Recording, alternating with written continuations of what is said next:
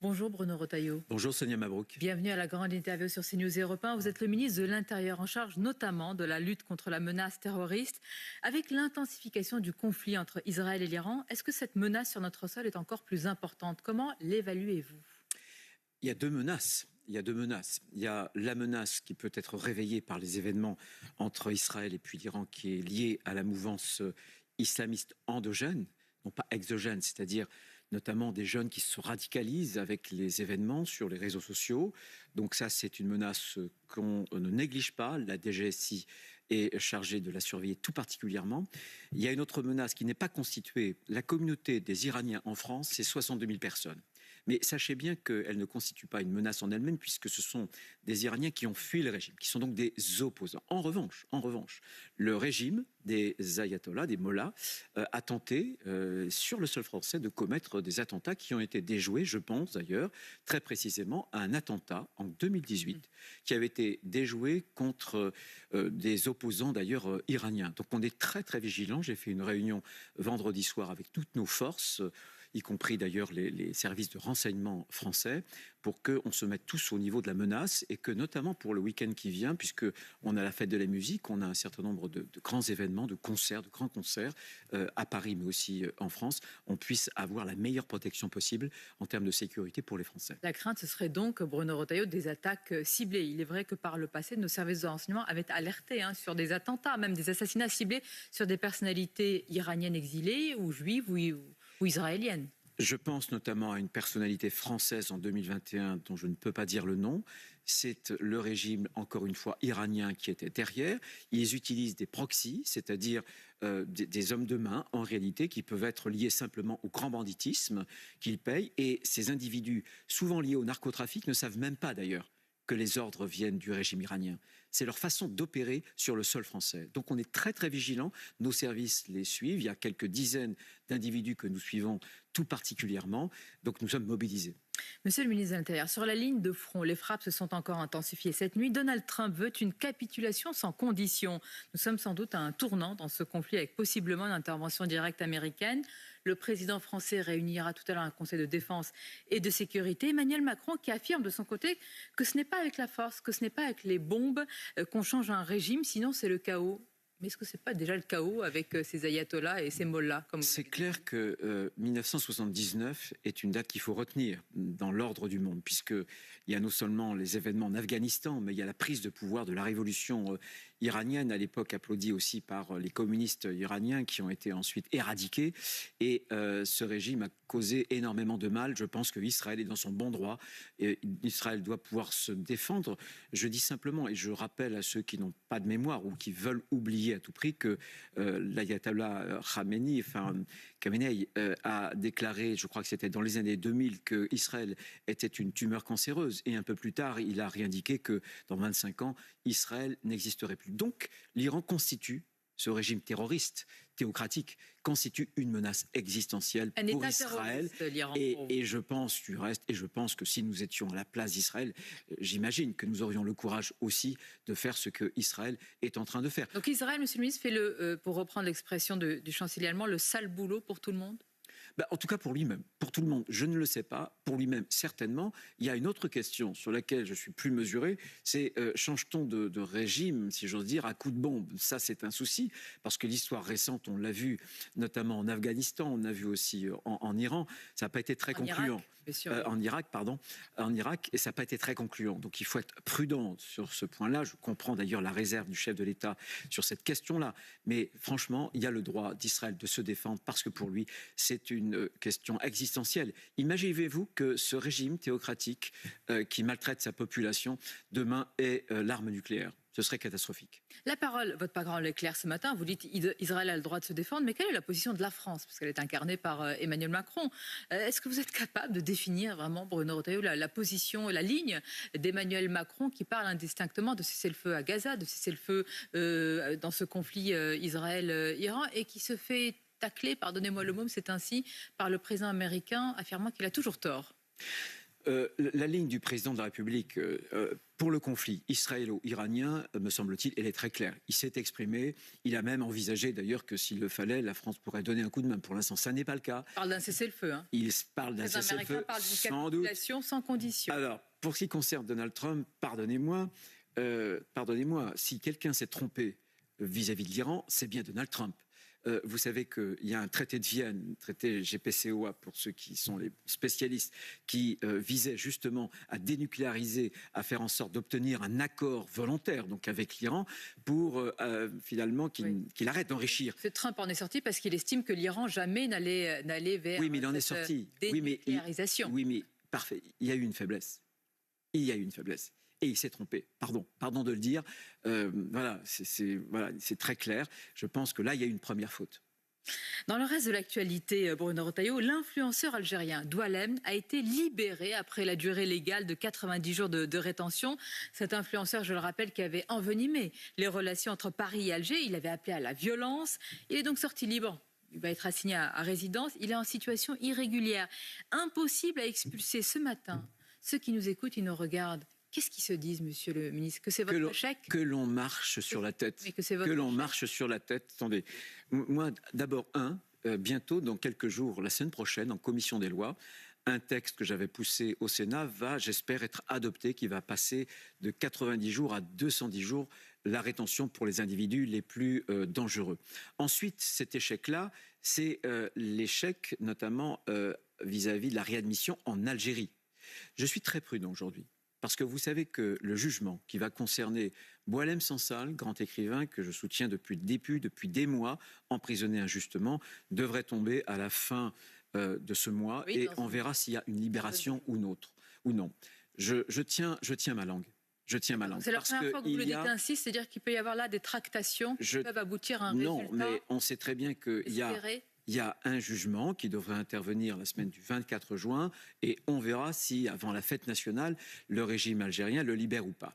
Ensuite, on en tirera. Monsieur Sansal est dans les jaunes algériennes, mais mais Doualem est assigné à résidence. Exactement. Donc là, c'est la capacité de la France pour faire appliquer l'accord de 94 avec l'Algérie. Vous savez ce que j'en pense. Je me suis exprimé. J'attends 15 jours. Et puis ensuite, je retrouverai ma liberté de parole de ce point de vue-là. J'entends. Et on va être prudent, évidemment, sur le sort de Boualem Sansal. Mais est-ce que oui, parce que c'est quand même la vie d'un homme, d'un grand écrivain.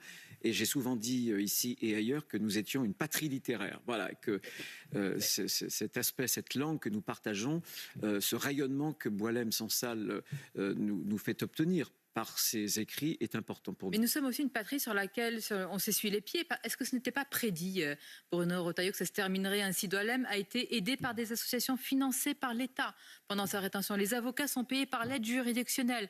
Et en réalité, on a respecté tout. Enfin, on a respecté l'état de droit. Bien sûr, mais ça c'est la grande question. Avec une personne en situation irrégulière dehors. Je le dis souvent, pour un certain nombre d'individus qui s'étaient émus lorsque j'ai dit que l'état de droit n'était pas intangible, sacré, tout simplement parce que je pense qu'on doit pouvoir changer la règle de droit quand la règle de droit ne protège pas les Français. Mais pour cela, notamment à gauche, mais dans la bien-pensance, l'état de droit n'est plus un cadre juridique pour eux, c'est un cadre idéologique. Ils cachent leur progressisme dans ce cadre-là qui nous présente comme des règles, etc. Tout le monde est pour l'état de droit. S'il s'agit de la démocratie, de la séparation des pouvoirs, de la hiérarchie de normes, bien sûr que nous sommes attachés à ces règles-là. Mais aujourd'hui, c'est autre chose. Il y a des jurisprudences, il y a des juges qui s'échappent des écrits, des traités, etc., qui interprètent le droit selon leur bon vouloir. Et parfois, sur des lignes idéologiques. C'est la raison pour laquelle, sur un certain nombre de questions, notamment sur l'immigration, là, cette question se rapporte à l'immigration, il faudra changer la Constitution française pour qu'il y ait un recours au référendum des Français. C'est ça qui changera la donne. Vous êtes toujours pour dire que la primauté du droit national doit justement supplanter le droit européen, sinon on ne peut rien faire. Je pense qu'il faut changer les deux. Je pense qu'il faut changer la Constitution pour le référendum, puisqu'à ce moment-là, le référendum, le résultat s'impose notamment à notre Cour suprême, au Conseil constitutionnel. Mais je m'attache tout de suite, parce qu'on n'a pas la majorité des 3/5, on n'a même pas de majorité absolue à l'Assemblée nationale, donc on n'a pas la majorité renforcée pour modifier la Constitution. En revanche, sur l'Europe, on va obtenir, je pense, un grand succès, la directive retour va être modifiée. La directive de retour, c'est le pire de tout. En matière d'immigration, ça nous empêche en fait de maîtriser nos frontières et de maîtriser justement l'immigration clandestine. Il y a déjà un règlement retour qui est sur la table. J'étais avec mes collègues vendredi dernier au Luxembourg pour un Conseil européen et on se met d'accord pour durcir jusqu'où on le pourra justement ces règles-là. Voilà pour la directive retour. Il y a quelques jours, le président français Emmanuel Macron a salué les 40 ans de Schengen, de l'accord Schengen, en saluant un espace de liberté et de sécurité. De sécurité aujourd'hui, Schengen. Vous partagez cet avis? Non, la faute originelle de l'Europe. Schengen est conçu dans les années 80. Oui. Ce sont des années où une Europe qui est en train de naître et qui voit un horizon indépassable dans l'effacement des frontières. Or, Schengen, pour que ça puisse bien fonctionner, c'est l'effacement des frontières intérieures, mais il aurait fallu que les frontières extérieures résistent. Ce sera le cas, j'espère, avec le futur pacte migration-asile. On est en train d'en discuter. En revanche, la répartition des migrants. En revanche, j'ai envoyé à la Commission européenne la 25e demande, précisément de retour de contrôle aux frontières.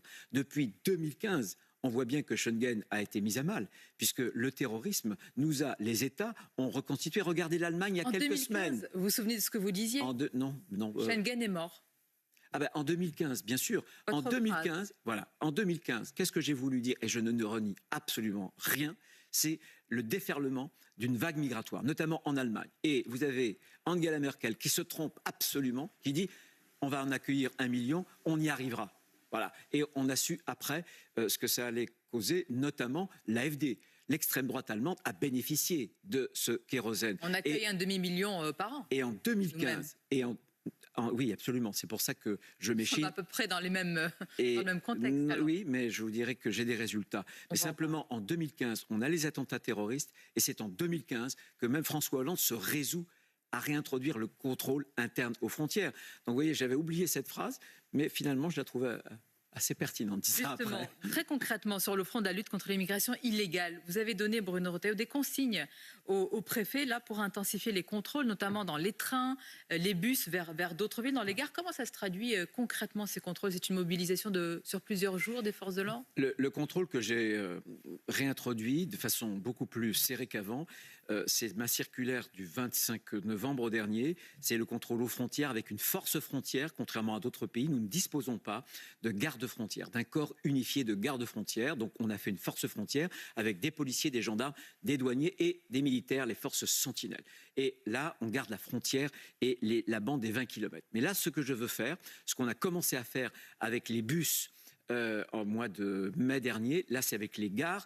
Dans ces 48 heures, on va mobiliser 4000 gendarmes, des policiers, des douaniers, des forces sentinelles pour interpeller des clandestins. Il faut savoir que depuis le début de l'année, nous en avons interpellé 47 000. Ce que nous voulons signifier, ce que je veux dire, c'est que les clandestins ne sont pas les bienvenus en France, de la façon la plus ferme et la plus définitive. Un pays, c'est des frontières, c'est-à-dire un dedans et un dehors. Vous les interpellez après ? Eh bien, c'est beaucoup plus facile, justement, ensuite, pour les expulser. Beaucoup plus facile que lorsque les individus échappent à notre contrôle grâce à la directive retour qui leur donne, figurez-vous, un délai de départ volontaire. C'est ça que je cherche et que je vais modifier avec mes collègues européens. Donc ça, c'est dans les... C'est dans les tuyaux. La Commission a mis sur la table ce règlement, un projet, le 11 mars dernier. Dans la lutte contre l'insécurité, Bruno Retailleau, on poursuit notre entretien sur CNews et Europe 1. On a appris hier que la surveillante Mélanie, poignardée dans une école à Nogent, va être décorée d'une Légion d'honneur posthume. C'est important, si je puis dire symboliquement, mais pour son fils, c'est important parce qu'il va être aussi pupille de la nation. On enterre nos victimes, on dit aux familles plus jamais ça. C'est une question difficile, mais quels sont vos résultats sur ce plan-là, au-delà de la seule politique compassionnelle? Est-ce qu'on peut vraiment dire les yeux dans les yeux aujourd'hui, plus jamais ça, avec autant d'attaques au couteau dans notre pays? Non, regardez dans la journée d'hier, un gamin de 7 ans qui voulait planter un couteau dans le thorax d'un autre de 8 ans, un autre de 11 ans, une gamine de 13 ans retrouvée avec un couteau. Je pense que nous, notre responsabilité d'hommes et de femmes politiques, c'est d'abord de qualifier ces événements. Je les ai qualifiés. Non pas comment dirais-je, de faits divers, mais de faits de société. Ensuite, j'ai indiqué que la réponse sécuritaire, contrairement au président de la République, hein, parce qu'il vous vise, hein, c'est vous qui brainwashez, donc avec. Oui, en tout cas, ma responsabilité, c'est de nommer les choses. Quand on a une succession de ces 600 faits divers, ça n'est plus des faits divers. Ça n'est pas la fatalité, parce que accepter que ce soit des faits divers, c'est accepter la fatalité. C'est le propre d'un fait divers, c'est imprévisible et on n'y peut rien. Non, on y peut quelque chose. Simplement, la réponse sécuritaire, c'est pas suffisant. Regardez ce qui s'est passé là. Il y avait des gendarmes qui étaient présents et ça n'a pas, malheureusement, empêché le meurtre. La réponse, elle doit être pénale. Il faut abroger le plus vite possible la loi Belloubet qui interdit les courtes peines de prison. Il faut redonner du sens à la sanction. Il faut avoir un droit pénal favorable à la victime plutôt que favorable à l'auteur. Ça, c'est la première chose. Et puis ensuite, j'assume de dire qu'on doit changer profondément les choses, mais ça mettra des années, parce que notre société laxiste qui a effacé, avec des idées 68ardes, tous les repères, les notions de respect, de hiérarchie, de discipline, c'est ça qu'il va falloir relever. Quoi, Monsieur le ministre, je vais vous montrer par exemple la une de Valeurs Actuelles, où Éric Zemmour, lui, pense que déjà, nous sommes en guerre civile sur notre sol. La guerre civile a déjà commencé, a-t-il dit, barbarie et effondrement. Il brise, dit-il, le déni français. Écoutez, je ne mâche jamais mes mots. J'adopte toujours un langage qui colle à la réalité. Mais justement parce qu'il faut coller à la réalité, je pense que, et j'alerte suffisamment sur la dangerosité de la situation pour ne pas non plus céder à la tentation de l'exagération.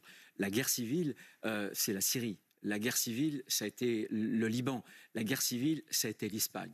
En revanche, ce que je retiens, quand Gérard Collomb, lorsqu'il démissionne du ministère de l'Intérieur et qu'il nous met en garde en disant « Attention, on vit aujourd'hui côte à côte et demain ça pourrait être face à face », eh bien c'est ça, c'est le communautarisme, c'est le séparatisme, c'est l'entrisme que j'entends combattre de la façon la plus ferme.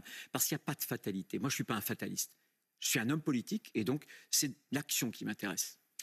Il n'y a pas de fatalisme, vous avez dit. Vous avez parlé de séparatisme. Je voudrais vous faire évoquer un autre séparatisme qui est social. C'est ce qui s'est passé avec la suppression des ZFE, les fameuses zones à faible émission, qui sont en réalité, monsieur le ministre, des zones à grande exclusion. Mais plus largement, aujourd'hui, est-ce que le président de la République est encore écouté ? Ces députés ont voté contre. D'ailleurs, comme ils ont voté contre, ils n'ont pas suivi la consigne de l'ancien Premier ministre Gabriel Attal. Aujourd'hui, la question vous est souvent posée. Mais je vous la pose directement. Que faites-vous encore dans un gouvernement où, en partie, les consignes ne sont même plus suivies au Parlement ? Écoutez, qu'est-ce que je fais dans un gouvernement ? Nous y sommes rentrés, je voudrais vous le dire, parce que nous avons fait barrage à la gauche mélenchonisée. Il fallait éviter ça pour la France. On voit bien ce que c'est, on voit bien d'ailleurs la complicité qu'il montre avec l'Iran. C'est extraordinaire. Bientôt, vous verrez dans les meetings LFI un grand portrait de l'Ayatollah Khamenei. On en est là, vous vous rendez compte. Donc il fallait éviter cela. Aujourd'hui, moi, le sens de mon engagement politique, on peut croire ou ne pas, mais c'est sincère ce que je dis. Moi, je conçois la politique comme une action au service d'un idéal. L'idéal, pour moi, c'est la France. C'est les intérêts fondamentaux de la nation. Et j'ai des résultats. C'est pour ça que je reste. Les résultats, c'est par exemple en matière migratoire, alors que tout joue contre moi. Nous n'avons pas de majorité au Parlement. Et pour autant, les régularisations, moins 24%. Regardez les naturalisations, moins 14%. Les expulsions, plus 14%. En matière, par exemple, de victimes, la baisse des cambriolages avec violence dans les transports, etc., ça représente 15 000 victimes en moins qui auraient pu être victimes si on n'avait pas eu cette baisse-là. On est loin d'un sentiment d'insécurité. Les Français sont-ils... Est-ce qu'ils peuvent être sensibles à un tel discours ? Sonia Mabrouk, je ne m'en contente pas. Simplement, ce qui m'horripile, c'est de dire qu'on n'a pas de résultats. On a des résultats. Ils ne sont pas suffisants. Vous l'entendez matin, midi et soir, le Rassemblement national, notamment. Alors ça, je suis leur obsession. Je suis leur obsession. Mais c'est bon signe. Vous savez pourquoi je suis leur obsession ? Je l'ai vu d'ailleurs. Je l'ai vu à plusieurs reprises. Vous êtes le ministre des effets d'annonce pour eux ? Non, parce que le RN parce qu'ils savent que j'ai... une popularité en trompe-l'œil. Parce que, bien sûr, c'est sans doute un problème de popularité. Parce que même dans l'électorat, leur électorat, beaucoup de Français qui ont beaucoup de bon sens, eux, ils voient bien que les slogans, c'est trop simple. Les vidéos parfaites qu'on poste sur TikTok, c'est pas ça la réalité. La réalité, elle est plus dure. La réalité, elle est plus complexe. Moi, je suis aux prises de la réalité. Alors, il y a une asymétrie. Vous parlez à leurs électeurs. C'est la France des honnêtes gens aussi, les électeurs du RN. Bien sûr. C'était nos anciens électeurs, d'ailleurs. tout comme les électeurs d'Emmanuel Macron. Je m'adresse à eux tous. Simplement, ce que je veux dire, c'est que non, la réalité est beaucoup plus brutale. Mais je suis dans une situation asymétrique, voyez. Moi, je ne peux pas difficilement attaquer le bilan du Rassemblement national pour une raison simple, c'est que depuis 52 ans, ils n'en ont aucun. Et ils ne sont pas au pouvoir, hein, monsieur le ministre. Oui, mais enfin, bien sûr, sauf que tout est simple pour eux. Mais la réalité, elle est beaucoup plus complexe. Croyez-moi, les Français, y compris leurs électeurs, le comprennent parfaitement. Parfaitement. Parlons de cette France des honnêtes gens. Vous préparez une grande campagne d'affichage. Est-ce que ce sera, on va la découvrir, je vais la décrire aussi pour nos auditeurs d'Europe 1, où on y voit, je veux dire, des Français de tous les jours, du quotidien, qu'ils soient pompiers, sapeurs-pompiers, qu'ils soient infirmiers, en réalité toutes les classes sociales, qu'ils soient cuisiniers ou d'autres, on les voit en situation, la police évidemment également. Pour vous, que signifie une telle campagne? Quel message voulez-vous envoyer, Bruno Retailleau? C'est un message important et qui prend toute son importance aujourd'hui. Nous sommes le 18 juin avec l'appel du général de Gaulle et nous sommes ses héritiers. Il avait dit un jour, il faut faire la politique de la majorité nationale. Beaucoup d'hommes et de femmes politiques français ont fait la politique des minorités. Voilà, moi je veux m'adresser à la majorité. Cette majorité pour moi, c'est précisément la France des honnêtes gens. C'est ces honnêtes gens qui travaillent dur, qui en ont marre de voir que d'autres abusent du système, qui vivent au crochet de la société. Je veux que nous puissions créer un plafonnement, une allocation sociale unique pour qu'il y ait une différence entre le revenu du travail et le revenu de l'assistance. Ces gens-là, ces honnêtes gens, ils élèvent durement parfois leurs enfants. Ils en ont marre de voir des familles qui touchent des allocations familiales et qui laissent des gamins de 11 ans, de 12 ans traîner dans les rues après minuit le soir. Là aussi, il faut responsabiliser les parents et diminuer ou même arrêter les allocations familiales. Ce sont ces honnêtes gens. C'est aussi des étrangers, vous voyez. Ce sont des étrangers qui sont venus parfaitement légalement chez nous. Ce sont tous les Français d'où qui viennent. Exactement, qui se sont parfaitement intégrés, et j'ose dire le mot assimilés, et qui en ont marre de voir des clandestins qui viennent et qui vont bénéficier d'une sécurité sociale de la clandestinité avec l'AME. Ils en ont marre. Et ils vivent aujourd'hui cela comme une sorte d'injustice et même d'humiliation. Et moi, je pense que voici venir le temps des honnêtes gens et je veux y mettre un terme. Voilà. Et je crois qu'on peut rassembler très large, vous voyez, en s'adressant à toutes les Françaises et à tous les Français. C'est en tous les cas votre souhait, votre vœu en vue déjà de 2027. On entend cette action. Lui aussi se réclame, on va conclure par cette question, Bruno Retailleau, lui aussi se réclame du général de Gaulle. Nicolas Sarkozy, lui aussi a occupé, comme vous, le ministère de l'Intérieur. Qu'avez-vous pensé de son exclusion, de l'exclusion de Nicolas Sarkozy des ordres nationaux et donc la perte de sa Légion d'honneur après sa condamnation? Ce qui a valu cette Légion d'honneur à Nicolas Sarkozy, c'est un acte de courage que peu auraient pu avoir dans les mêmes circonstances. Il était maire de Neuilly lorsqu'il y avait cet individu, Human Bomb, qui prend en otage toute une classe de jeunes enfants. C'est ce courage qui lui a valu la Légion d'honneur. Il l'a vraiment obtenu après cet acte-là? Il l'a obtenu, en tout cas c'est un acte qui a marqué. Et cet acte, personne ne le lui retirera. C'est sa vraie Légion d'honneur? C'est ça, hier Rachida Dati ici. Et vous savez, au-delà des décorations, c'est le courage qui manque le plus aujourd'hui et c'est le courage qui marque le plus aussi. Bien, il en a beaucoup, je sais qu'il en a beaucoup. Ça vaut pour lui, mais j'imagine que quand on parle des autres, on parle un peu de soi aussi. Ça n'est pas à moi de le dire, en tout cas, c'est un homme courageux. Je le lui dis avec l'affection que j'ai pour lui. Merci Bruno Retailleau, c'était votre grande interview. Je vous dis bonne journée, à bientôt. Merci Sonia Mabrouk.